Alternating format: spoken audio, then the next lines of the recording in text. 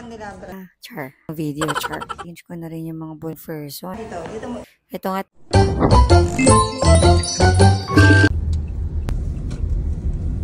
Another day, another mini vlog na naman ang pasosyal ni nanay. Ito nga't maaga na naman kami napunta dito sa venue para mag-set up. At ito na nga aking mga staff. Nagpapasok na ng kanilang mga nakatokang gamit. Siyempre, kunyari stolen ang video na to. Kaya parang medyo nahihiya-hiya sila ng very light. Kunyari lang, charot. Pero in fairness naman sa kanila, sobrang sisipag ng mga yan. Alam mo sa ate kung saan entrance? O diba, kita nyo, nakuha pa maglaro kahit nagsatrabaho na. Char. At ito nga ako minamandohan talaga, huy. Sinasabi ko lang sa isang staff namin kung paano yung gusto kong maging ayos ng ceiling decors para dyan sa venue na yan. Geography pa ako. O diba, may pagre-reklamo, kala naman niya, hindi ko malalaman. Char. Tignan nyo mamaya yan. Gaganunin natin. Tuk! Diba? Hindi pa nga nagsisimula tayo mga tagal. Char. Ito nga pala yung loob ng venue pero sa gitna lang pinalalagyan ng client ng ceiling decors. Sabi ko nga kuhanan ako ng video. Char. Oo, Nel. Buuin mo ng candelabra. Ako na yun, guys. Pinalinisan ko na nga rin pala yung mga jars para hindi naman maalikabok at pinasetup ko na rin yung candelabra. At ito nga ako mga mimay, na-arrange ko na rin yung mga bulaklak para dyan sa centerpiece, para sa VIP table.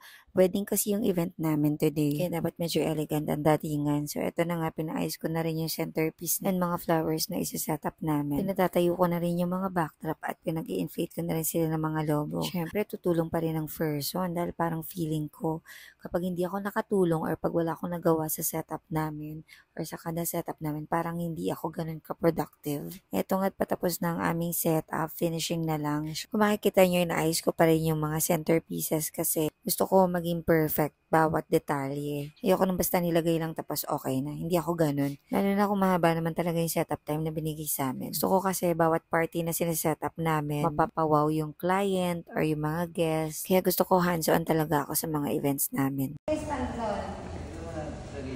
Hindi kailangan, dito mo, dito kailangan yung registration. So dito mo lalagay sa kanan. Yan. Another one. Pag ganun. Kaya naman i-stand ko yan. Ito nga, ina-assist ko yung isa pa naming staff kung saan ilalagay yung para sa gallery area. Yung ganda rin ng entrance.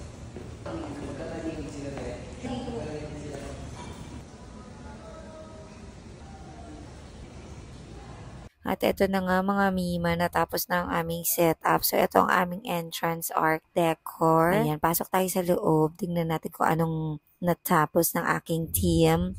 Sa ceiling, ayan, nilagyan namin ng gold na dahon-dahon, tapos mga wisteria flowers na nakahang dyan. At ito naman ang aming setup sa mga guest table at saka sa VIP tables. Ito naman ang aming backdrop panel, magkabilang side ng stage yan kasi meron silang LED wall. So, ito pa yung aming isang VIP table. Ayan siya. Tapos, customized din ang kanilang napkin table. Lunchtime na rin nung matapos kami sa setup, kaya dumiretso kami sa mga inasal para kumain yung aking mga staff. Nag-order na din ako. Pero tinake out ko para naman may uwi ko sa mga anak ko at kay Daddy Dance. Kinagabihan pag uwi namin, ito naman ang aming mga ganaps. Dahil meron nga kaming event kinabukasan naman. Kaya kailangan namin tapusin to dahil alas 3:30 naman din ang araw ang dating ng aming service. Ito nga't nilalagyan ko na ng sticker ang aming water bottles. Tubig yan para sa mga bata. Siyempre dapat theme din siya or naka-customize din siya based dun sa theme na gusto ng client. Laking pasasalamat ko talaga sa mga staff ko na to dahil sobrang sisipag nila. Sanay din kasi sila sa puyatan katulad ko, katulad namin ni Daddy Dance na halos parang wala na ring itinutulog kada event. Kaya sobrang thankful kami and grateful sa mga staff namin na nakakatulong namin sa lahat ng events namin. Eto nga, nililigpit ko ng aming water bottles dahil natapos ko din silang lagyan ng label. Oh, buti pa yung water bottle may label. Kayo ba ng jowa mo may label? Charat! So, ayan lang mga mima. Maraming salamat sa panonood. Babush!